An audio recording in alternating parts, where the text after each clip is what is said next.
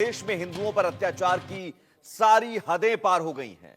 मंदिरों में तोड़फोड़ की जा रही है, हिंदुओं को मारा पीटा जा रहा है, मंदिरों के प्रमुखों को गिरफ्तार किया जा रहा है। यूनुस सरकार खुलकर हिंदुओं के खिलाफ है।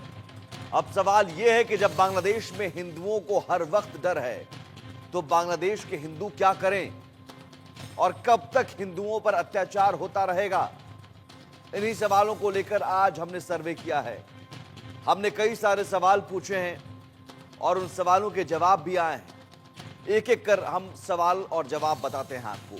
हमने दर्शकों से पहला सवाल पूछा कि क्या हिंदुओं को अब बांग्लादेश छोड़ देना चाहिए। इसके जवाब में 28% लोगों ने कहा हां, 72% लोगों ने कहा नहीं, बांग्लादेश छोड़ने की नौबत नहीं आई है, हिंदुओं को नहीं छोड़ना चाहिए। जबकि जो बाकी लोग हैं उन्होंने जो राय कह नहीं सकते, कोई दर्शक किसी भी ने भी ये नहीं कहा कि हम कह नहीं सकते। 28% लोगों ने कहा छोड़ देनी चाहिए, 72% लोगों ने कहा नहीं छोड़नी चाहिए। सवाल एक और, क्या बांग्लादेश में शांति सेना की तैनाती कर देनी चाहिए, यूएन पीस कीपिंग फोर्सेस की तैनाती होनी चाहिए? 90% लोगों ने कहा हां, अब वक्त आ गया है कि शांति सेना वहां पर बहाल की जाए, शांति सेना की तैनाती हो। बांग्लादेश की पुलिस, बांग्लादेश की सरकार, बांग्लादेश की सेना के भरोसे नहीं। 9% लोगों ने कहा नहीं, 1% लोगों ने कहा कह नहीं सकते। हम अपने मेहमानों के पास भी जाएंगे, उनसे भी समझने की कोशिश करेंगे कि आखिर अब आगे क्या, कब तक हम हाथ पर हाथ धरे बैठे रहें, देखते रहें। कुछ और भी सवाल हमने पूछे, उन सवालों के जवाब भी आपको बताएंगे। लेकिन आप हमारे साथ जो मेहमान जुड़े हुए हैं, हिमांशु भट्ट हैं वरिष्ठ पत्रकार, और मनन द्विवेदी हैं विदेश मामलों के जानकार, स्वामी अमृतानंद हैं हिंदू धर्मगुरु। स्वामी जी, सबसे पहले आपसे ही सवाल, और हम दर्शकों से भी सवाल हमने रखा है कि भाई हिंदुओं को क्या बांग्लादेश छोड़ देना चाहिए? अब तो अति हद हो गई है। चिन्मय प्रभु को गिरफ्तार किया जाता है, फिर उनको खाना देने के लिए 2 संत जाते हैं जेल, उन्हें गिरफ्तार कर लिया जाता है, एक और संत को गिरफ्तार कर लिया जाता है, फिर चिन्मय प्रभु के वकील पर ब्रूटली अटैक होता है, जानलेवा हमला होता है, वो जमानत के लिए सुनवाई होनी थी, कोर्ट नहीं जा पाते हैं। तो अब तो ये खुला खेल है, वहां पर हिंदुओं को बचाने के लिए कोई नहीं है। पहले तो आपके सभी दर्शकों को और आपको जय श्री कृष्ण। और बहुत चिंता का विषय ये है कि अब आप देखिए कि जो बांग्लादेश में हो रहा है वो पहले सभी देशों में हो चुका है, ये नहीं है कि नया है। साधु संतों ने बांग्लादेश की भूखमरी को भी मिटाने का काम किया। ऐसे भूखे भूखे, मतलब अगर मैं खुले भाषा में, भूखे नंगों को भी उन्होंने वस्त्र दिया, कपड़ा दिया। उन साधुओं को गिरफ्तार किया जा रहा है। ये अब हिंदुओं को, चाहे वो बांग्लादेश के हों, चाहे भारत के हों, चाहे विश्व के कहीं के भी हों, हिंदुओं को वही काम करना चाहिए जो ये तथाकथित शांति प्रिय लोग करते हैं। वही काम, एज इट इज वही काम कर देना चाहिए। जैसे उनकी धार्मिक भावनाएं आयत हो जाती हैं, जैसे वो पत्थर बरसाने लग जाते हैं, जैसे वो मारकाट करने लग जाते हैं, जैसे सरतन से जुदा करने लग जाते हैं, जो भी काम वो करते हैं, सेम वही काम अगर हिंदू नहीं करेंगे तो भारत में भी, बांग्लादेश की तो बात छोड़िए, भारत में भी अब ये दिन ज्यादा दूर नहीं बचा। इन लोगों ने नाश मचा के रख दिया मानवता का, इन्होंने तार तार करके रख दिया। कुछ आ जाते हैं ये टीवी चैनल पर, आपके पास आएंगे, बड़ा शांति। मैं कह रहा हूं जैसे ये करते हैं ना, वैसे ही हिंदुओं को अब कर लेना चाहिए, सेम वही सारा प्रोसेस। थोड़े दिन के लिए मुझको भी कभी कभी लगता है कि हम गीता आदि के सिद्धांतों को थोड़ी देर के लिए अलग रख दें, और थोड़ी देर के लिए हम सनातन धर्म को ध्यान में रखते हुए मोहम्मद के ही सिद्धांतों को मान लें तो ज्यादा अच्छा है।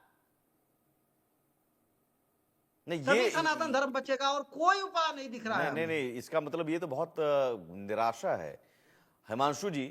तब तो फिर यहाँ मोदी सरकार है, हम बीजेपी की सत्ता है केंद्र में, राज्यों में, और हिंदुत्व की बात यहां पर हो रही है। तो फिर ये इतनी निराशा कि अब क्या करें? अब साहब, अब हम खुद शस्त्र उठा लें, हथियार उठा लें? और सवाल जो हमने पूछा, हैरान करने वाली बात है कि कई लोग कहते हैं कि अब बांग्लादेश भी छोड़ देना चाहिए। तो कहां कहां जाइए, कहां कहां भागिएगा आप? पाकिस्तान से आपको भगा दिया गया, बांग्लादेश में 36% से 6% आ गए और वहां से अब भागने की नौबत वो चाहते ही हैं कट्टरपंथी की भाग जाए। और शांति सेना बहाल करने की बात भी हमने सवाल पूछी, तो शांति सेना से समस्या का समाधान होगा? समाधान तो नहीं होगा और फिलहाल तो नहीं होगा। देखिए, रियल पॉलिटिक्स, वास्तविक राजनीति को जब हम देखें, वैश्विक वास्तविक राजनीति और वैश्विक परिप्रेक्ष्य में जब देखें, तब ये खाली हिंदुओं की प्रताड़ना नहीं हो रही है, ये भारत को उकसाने का एक प्रयत्न हो रहा है, जिसे हम वैश्विक डीप स्टेट कहते हैं। ये समझना बहुत जरूरी है। आज ये जो लेफ्टिस्ट लिब्रांडो कबाल है, ये जो जिहादी तत्व है, वो चाहते हैं कि भारत के चारों ओर आग लगे और जो आग के अंदर भारत सुलझे। आपको ताज्जुब होगा, किसी ने बहुत ध्यान नहीं दिया होगा, एक बहुत बड़े कहे जाने वाले सर्वेक्षणकार हमारे देश के, वो कहते हैं, महाराष्ट्र में जब हारे ना, तब वो कहते हैं कि अब तो लोकशाही का मॉडल फेल हो गया, हमें तो बांग्लादेश का मॉडल चाहिए। मतलब कि ये भारत को किसी न किसी तरह उकसाने का प्रयत्न कर रहे हैं। और जैसे हमने 4 सालों के अंदर पाकिस्तान को ठीक किया, रोटी रोटी के लिए मोहताज कर दिया, यही स्थिति बांग्लादेश की करनी चाहिए। उसकी वजह यह है कि जब तक उनके पेट में निवाला जाता रहेगा, जब तक हम मानवीय परिक्षेप में आके दवाइयां बेचते जाएंगे, तब तक ये जिहादी तत्व वहां बैठे हुए हिंदू भाइयों का कत्लेआम और प्रताड़ना करते रहे। अभी इनको सीधा करने का तरीका सिर्फ एक है, और वो सीधी बात है कि देखो, चारों तरफ से भारत से गिरा हुआ ये राष्ट्र है, जिनको ये तो समझ में नहीं आता कि 1971 में भारत की वजह से उनको स्वतंत्रता मिली, मगर वो जाके इंडिया आउट का कैंपेन चलाते हैं। उनको लगता है कि हर एक कुछ जो भी वो उनको चाहिए वो चाइना से आ जाएगा, यूएस से आ जाएगा, देखते हैं हम कितना आता है। 6 ही महीने में दाल चावल और अंडे का भाव उनको पता चल गया। अभी ऐसी स्थिति के अंदर देखिए, प्रताड़ना तो होती है, मना तो मैं नहीं कर सकता, मगर यह भी इतनी वास्तविकता है, पत्रकार होने के नाते मैं बहुत जिम्मेदारी पूर्वक बोल रहा हूं ये, कि आप अगर बांग्लादेश में रहे हुए जो हिंदू है 1 करोड़ से ज्यादा, उनसे पूछेंगे तो उसमें से अधिकांश लोग कहेंगे हम क्यों वापस आए, हम क्यों भारत चले जाए, हमने अपने खून पसीने एक करके यहाँ पर रोटी कमाई है, यहाँ पर घर बनाया है, यहाँ पर जमीन ली है, उसे हम जैसे ही छोड़ के क्यों आ जाए। और बात बहुत सही है, क्यों आ जाए भाई, किसी से डर के? नहीं तो फिर मुकाबला उनको तो नहीं, करना सवाल यही है कि सवाल इसके फिर वो नहीं आए, वहां अपनी आवाज भी तो बुलंद कर रहे हैं, बिल्कुल आवाज बुलंद, कई जगहों पर हिंदू इकट्ठा भी हो रहे हैं, लेकिन उन्हें गिरफ्तार कर लिया जा रहा है, या फिर इकट्ठा हो रहे हैं उन्हें पीटा जा रहा है। मैं केवल एक लाइन बोलना और चाहूंगा, तो फिर विकल्प जी जी जी एक लाइन केवल बोलना चाहूंगा। एक मैं किसी को देख तो नहीं पा रहा हूँ, शायद मेरे ख्याल से हिमांशु जी थे, कौन थे? हाँ, हिमांशु जी।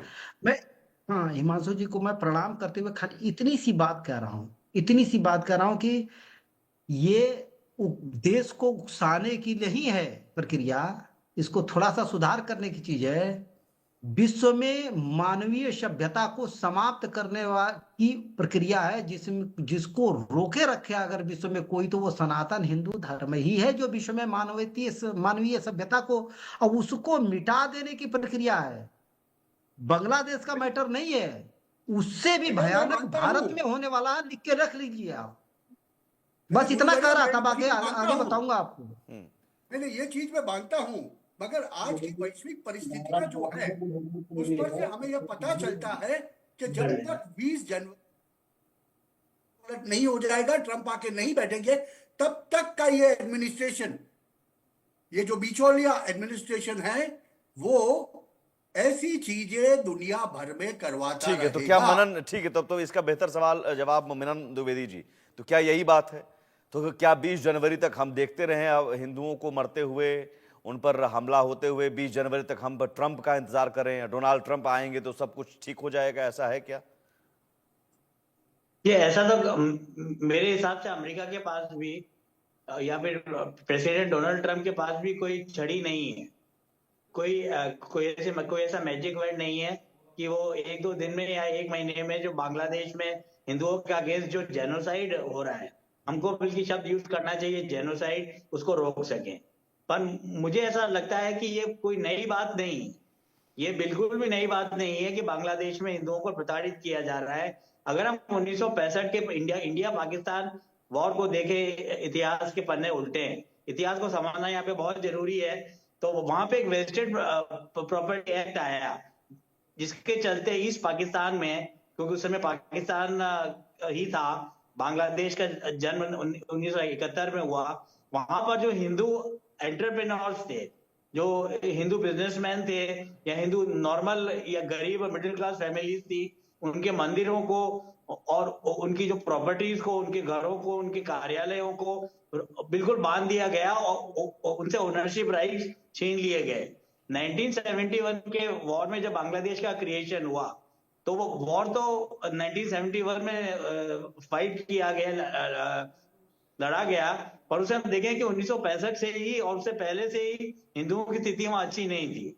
और अगर हम देखें कि वहां के संविधान को देखें, ये हमें चीज बिल्कुल नहीं भूलनी चाहिए कि वहां के हम संविधान को देखें तो 1971 में जब बांग्लादेश एक आजाद कंट्री के रूप में सामने आया, तब बांग्लादेश को बंगबंधु ने डिक्लेयर किया था, बंगालियों ने डिक्लेयर किया था कि वो एक सेक्युलर राष्ट्र है।